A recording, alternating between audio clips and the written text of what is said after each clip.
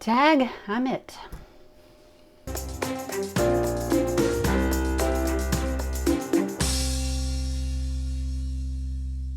So a very long time ago, my friend T-Mox Soul tagged me in this tag, and then life happened and I didn't do it, and now here I am.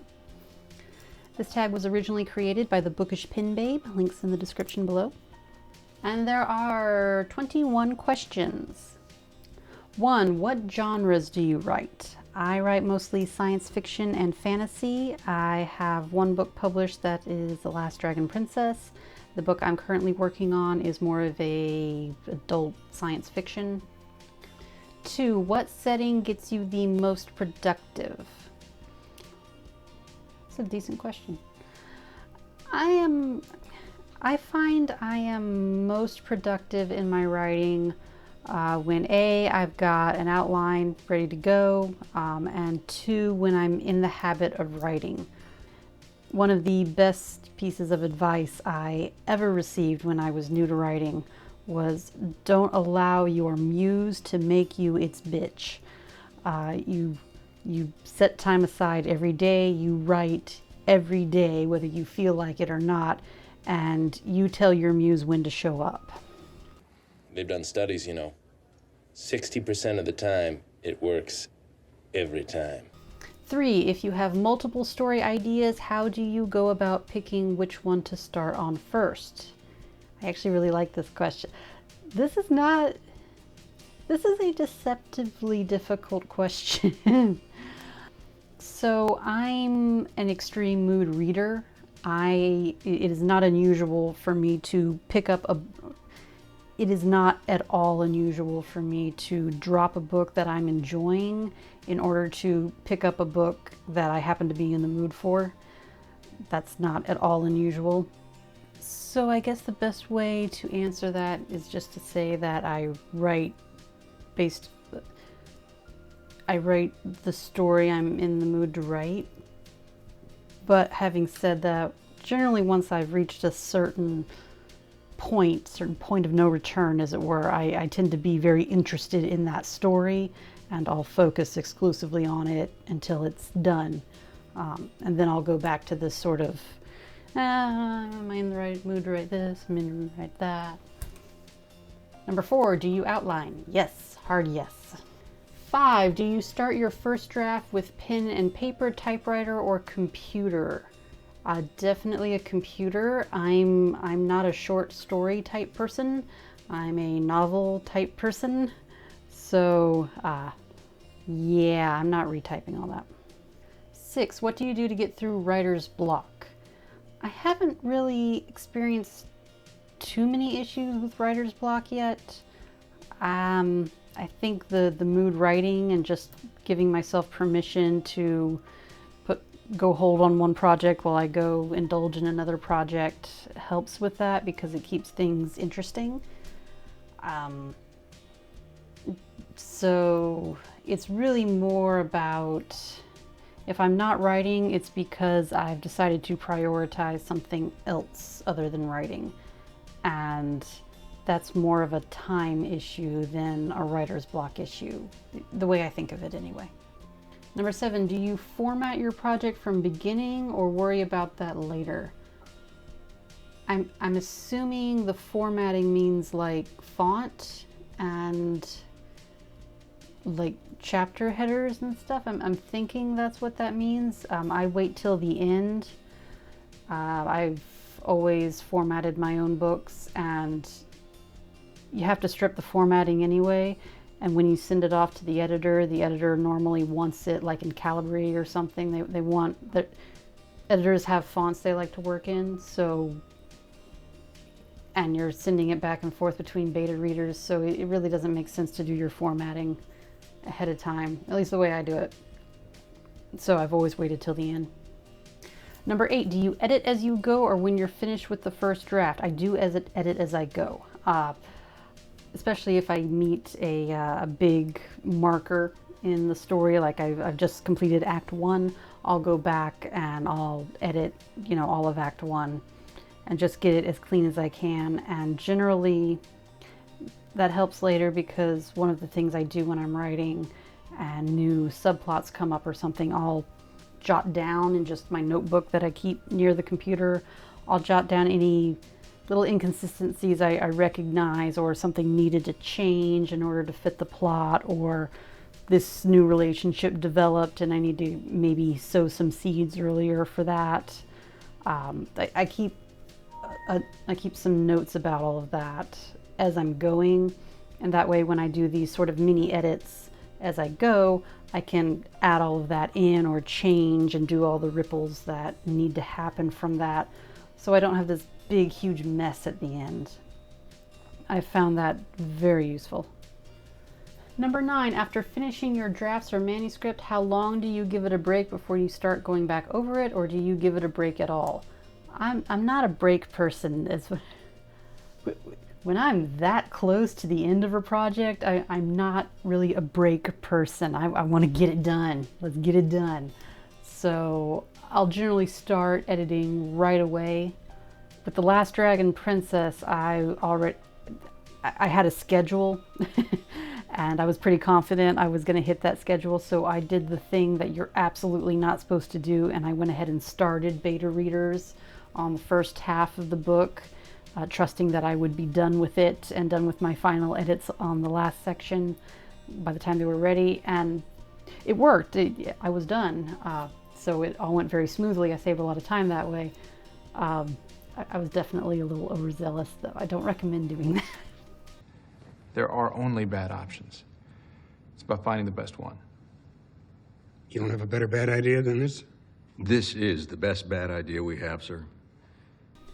10, is there something that you prefer to do to get you through writing, such as playing music, TV, having your favorite drink or food? Not really. I'll usually have some music on in the background. I keep a playlist. I actually play it on YouTube, but mostly I have that playlist playing on YouTube so as to not distract me to go on YouTube, because I figure if YouTube's already running with this playlist of music in the background, then, you know, obviously I can't use YouTube because I'm a writer. I don't know how to have multiple tabs open in my computer. So, but it's just one way to remind me to, you know, hey, stupid, stick with your schedule. 11, do you schedule your writing sessions? I do, and they are scheduled around my kids' nap time. That's pretty much the only time I'm going to have a block of time to get any writing done. A lot of things in my daily life I do piecemeal, including editing videos, but writing, I've just found, is something that I need to have that block of uninterrupted time in order to do my best work. So that has to be scheduled, and it has to be scheduled around my kids. 12, do you have word count or chapter goals for your writing sessions? I do generally have word count goals. I almost always have word count goals, particularly if I'm working to be in the habit of writing every day so I can be at my most productive. I'll generally start at 500 words a day. I can get that done generally in an hour. That doesn't take long. If I'm really doing well, I've been known to get up to 2,000 words done in an hour. When I was writing The Last Dragon Princess, I was consistently 1,000 words every day, and I was really aiming to beef that up to more like 1,300 words a day so that I could more comfortably take a day off here and there, and use that nap time for other projects like, you know, cleaning the house that I needed to do. So when I'm in the habit, I can get a lot of work done very efficiently. When I'm not in the habit, I'll struggle with those 500 words a day. 13, are there any quirky things you do to make your projects more fun?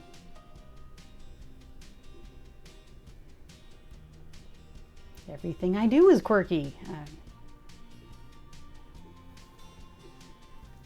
I don't even know what this is asking. What did she answer? But it's just something fun that I like to do, so that's what I do. Question 14. Okay. So she makes cute little book covers and stuff while she's writing. Okay, I got it. No. Number 14, do you work on multiple projects at one time? We already covered this. Yes, I do. 15, how often do you research what you're writing? All the time, all the time. I write science fiction and fantasy. You got to research that stuff. I've got a degree in biology. You still got to research that stuff. I'm always researching. I love research. Research is fun.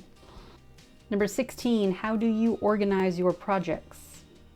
Okay, everything I do is on the computer or in a notebook. So, like, my notebook is piled on, including my audio equipment here. But, okay, so I like these 5-ring binder notebooks, and each section of the notebook is going to be a different writing project for me. And, you know, right now I'm on this rabbit hole of the Jungian psychology, and that's in my notes for my current book, because I realized I wanted to make this project about character development and really, really hit that hard and make this an exercise in that.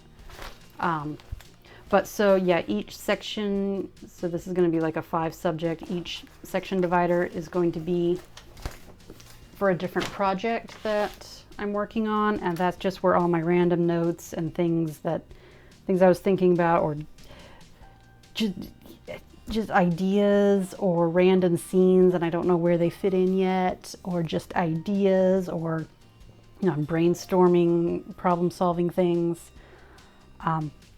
And then for anything that actually makes it onto the computer, including the draft I'm working on, including any images or things that I thought would be useful, I have its own folder in the computer. So it's sort of a messy but all in one place organization. I like a little bit of chaos. So that's how that works for me. 17, do you reward or punish yourself for achieving or missing out on your writing goals? No, because I am a mother to twin toddlers, and I have learned that not everything is in my control. So, okay, I have daily writing goals. I try to tack a few hundred words onto the top of that if I can, just so I know if someone gets sick, if life happens, if I miss a day or 2 days, it's not the end of the world. I can still achieve my overall goals. And things aren't always in my control, and that's okay as long as I continue to work and put forth my best effort. That's not an excuse for getting lazy, it's just the reality of life as it is. Because ultimately, this is not my job. My job is being a mommy. So this is what I do to keep myself sane so I can be a mommy. So yes, it's important, but it's not my focus, nor should it be. So I don't play the reward punishment game. This is something I do because I want to do it. 18, are there any works similar to your projects that you look for and use for inspiration and or comparison? Yeah, any good stories. I love stories, and I love breaking down stories and seeing how they work and why they work. A big source of inspiration for me are the Joss Whedon projects, and all of his work I find fascinating. And I love breaking down and analyzing his stories and why they work, and his characters and why they work. But really, any gripping story has so much it can teach me and so much that it can inspire me with, even if it's just a little facet of that overall story. I love it. I love all of it. Number 19, how early do you wait to start looking for and hiring editors?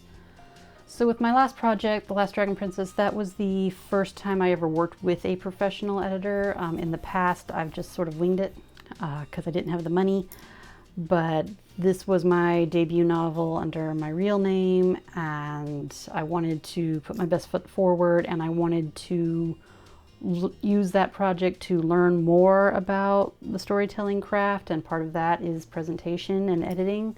So I started pretty early looking and just getting a feel for different editors, looking at their websites and seeing, you know, how they worked. And I ended up settling on the editor I used because his focus was not about the project itself. He worked a lot with indie authors, and his main goal was identifying their bad habits and showing them how to fix those bad habits for future projects.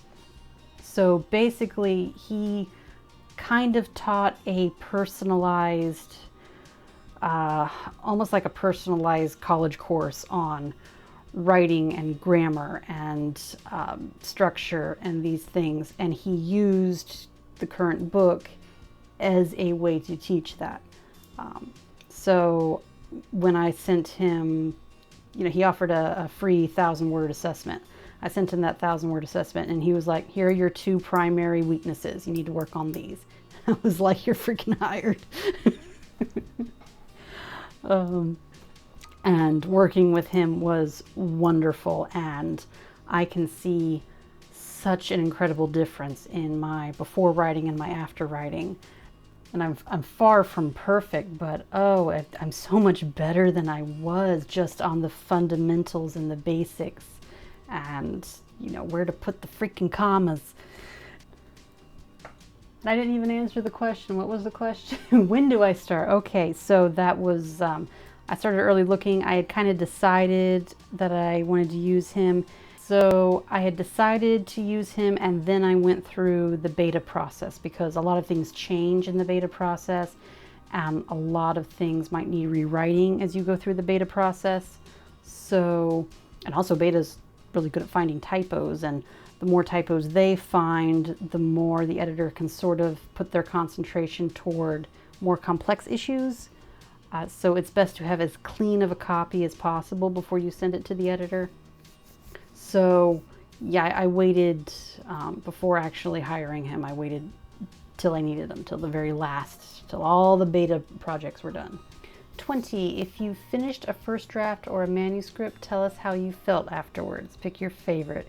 Yeah, I've finished the first draft 3 times, and I gotta tell you, that feeling, that never gets old. That massive accomplishment, and just you have created this thing that is all you. This isn't something, this isn't a collaboration, this isn't built on from someone else. This is something you dreamed up in your mind and you made it real.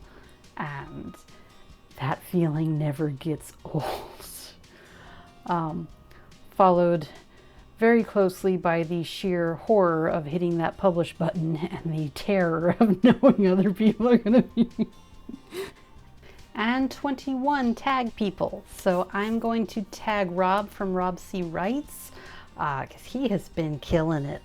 He just had a baby, and I was expecting to not see him for 6 months, a year, while that chaos happened. But instead, he has been on the ball and massively impressive with his writing. So Rob, the One Take Wonder, try this one out. And I am also going to tag Savvy from Savvy Writes Books. She loves a good tag, and I'd be curious to see her answers to this one. So thank you again to Team Mock Soul. The link's in the description. Definitely check out all those channels below. Talk to me in the comments. Love to hear from you. And until then, bye-bye.